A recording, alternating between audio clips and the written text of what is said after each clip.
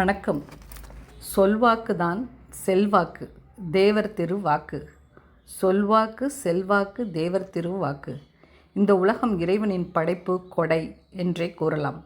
மண்வளம், மனித வளம், மழை வளம், மலை, ஆறு, கடல், வயல், காவேரி, கங்கை, விளைநிலம், உப்பரிகை என்ற அருமையான இயற்கை அற்புதங்கள், ஒரே சூரியன், சந்திரன், விண்மீன்கள் என்று காலம் காலமாக நமக்கு விதிக்கப்பட்டவை.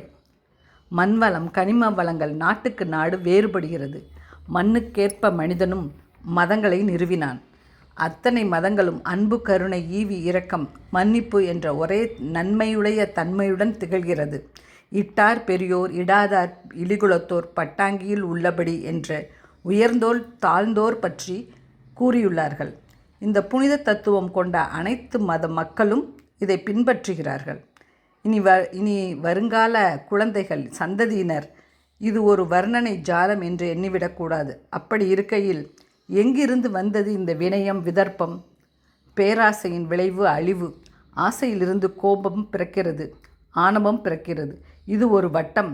இதில் யாரும் தோற்பதும் ஜெயிப்பதும் கிடையாது. அனைவரும் சுற்றி வந்தே ஆக வேண்டும். ஒரு மனிதனைப் போல் உருவ அமைப்பும் கைரேகையும் கிடையாது. எத்தனை கோடி முகங்கள் ஒன்றுக்கொன்று வேறுபட்டு இருக்கின்றன.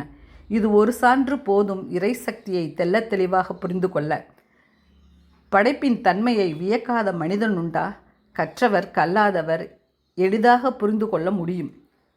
உருவங்களை மாற்றி அமைக்க முடியாது.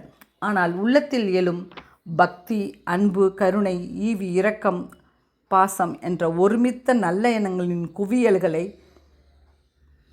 உருவம் கிடையாது. ஆனால் அவைகளெல்லாம் ஒருங்கிணைந்து நம் தமிழ் மக்களிடம் உள்ளது அந்த பண்பு.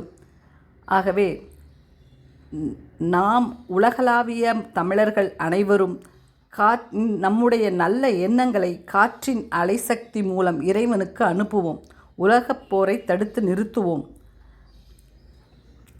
மக்களை காக்க வேண்டிய நாட்டு தலைவர்கள் ஆசை, கோபம், ஆணவம் வளர்ச்சி காரணமாக தன் உயிரை பிறருயிர் போல் மதிக்கும் சிந்தையற்று போருக்கு துணிந்து விட்டார்கள். உலகப் போரை தடுக்கும் தெய்வீக சக்தி நம் உலகளாவிய தமிழர்களுக்கு சத்தியமாக உள்ள பட்சத்தில் அனைத்தும் சாத்தியமாகும். தென்னாட்டுடைய சிவனை போற்றி, எந்நாட்டவருக்கும் இறைவா போற்றி. இந்த சொல்வாக்கு பொய்க்காது, பழிக்கும். முயற்சி செய்வோம். முயற்சி திருவனையாக்கும். நன்றி, வணக்கம். இந்த பதிவு உங்களுக்கு பிடித்திருந்தால் லைக், கமெண்ட், சப்ஸ்கிரைப் செய்யவும்.